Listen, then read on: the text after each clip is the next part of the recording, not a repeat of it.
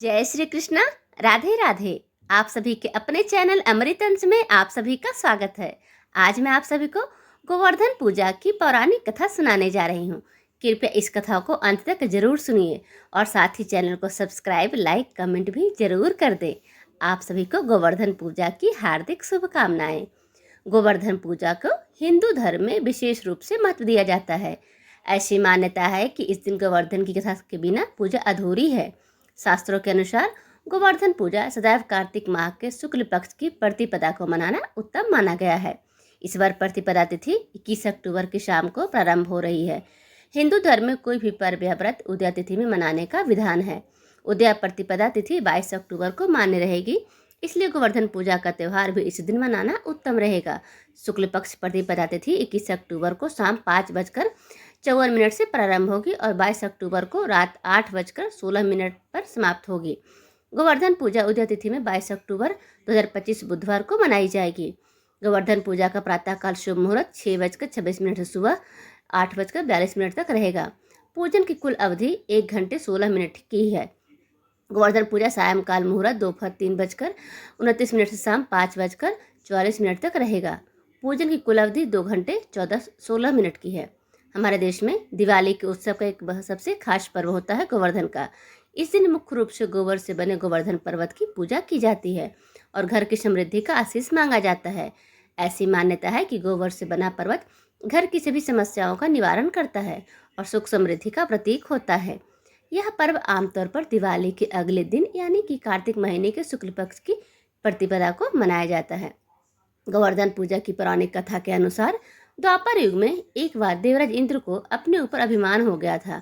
इंद्र का अभिमान चूर करने के लिए भगवान श्री कृष्ण ने एक अद्भुत लीला रची। श्री कृष्ण ने देखा कि एक दिन सभी ब्रजवासी उत्तम पकवान बना रहे थे, किसी पूजा की तैयारी में व्यस्त थे। इसे देखते हुए कृष्ण जी ने माता यशोदा से पूछा कि यह किस बात की तैयारी हो रही है।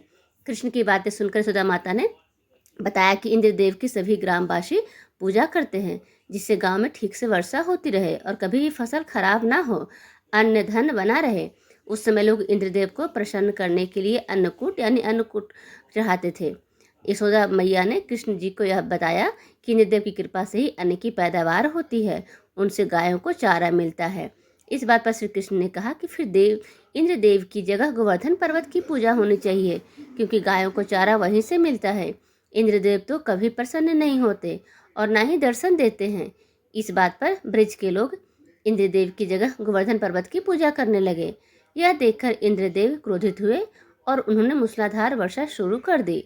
इंद्रदेव ने इतनी वर्षा की कि उससे ब्रजवासियों को फसल के साथ काफी नुकसान हो गया। ब्रजवासियों की परेशानी में देखकर श्री कृष्ण ने अपनी कनिष्ठ उंगली पर पूरा गोवर्धन पर्वत उठा लिया और सभी ब्रजवासियों को अपने गाय और बछड़े समेत पर्वत के नीचे शरण लेने के लिए कहा। इस बात पर इंद्र कृष्ण की यह लीला देखकर और क्रोधित हो गए और उन्होंने वर्षा की गति को और ज्यादा तीव्र कर दिया। तब श्री कृष्ण ने सुदर्शन चक्र से कहा कि आप पर्वत के ऊपर विराजमान होकर वर्षा की गति को नियंत्रित करें और शेषनाग से कहा कि आप मेड़ बनाकर पानी के पर्वत की ओर आने से रोकें। तो इंद्र लगातार 7 दिन तक वर्षा करते रहे। तब ब्रह्मा जी ने इंद्र से कहा कि श्री कृष्ण भगवान विष्णु के अवतार हैं, उन्हें कृष्ण जी की पूजा की सलाह दे। ब्रह्मा जी की बात सुनकर इंद्र ने श्री कृष्ण से क्षमा मांगी और उनकी पूजा करके अन्नकूट का 56 तरह का भोग लगाया। तभी से गोवर्धन पर्वत पूजा की जाने लगी और श्री कृष्ण को प्रसाद में 56 भोग चढ़ाए जाने लगा। ऐसी मान्यता है कि श्री कृष्ण को गायों से अत्यंत प्रेम था और वो गाय तथा बछड़ों की सेवा किया करते थे। यह भी माना जाता है कि गाय का गोबर अत्यंत पवित्र होता है, इसीलिए इसी से गोवर्धन पर्वत बनाना और इसका पूजन करना फलदायी माना जाता है। इस दिन गोबर से गोवर्धन पर्वत की आकृति बनाई जाती है और इसके चारों कोनों में करवा की सिक्के लगाई जाती हैं। इसके भीतर कई अन्य आकृतियां भी बनाई जाती हैं और इसकी पूजा की जाती है।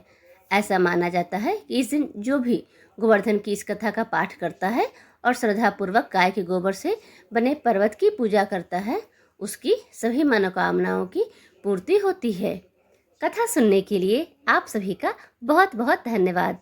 प्लीज़ आप सभी अपना साथ ऐसे ही बनाए रखें और साथ ही चैनल को सब्सक्राइब, लाइक, कमेंट, शेयर करना ना भूलिए। धन्यवाद।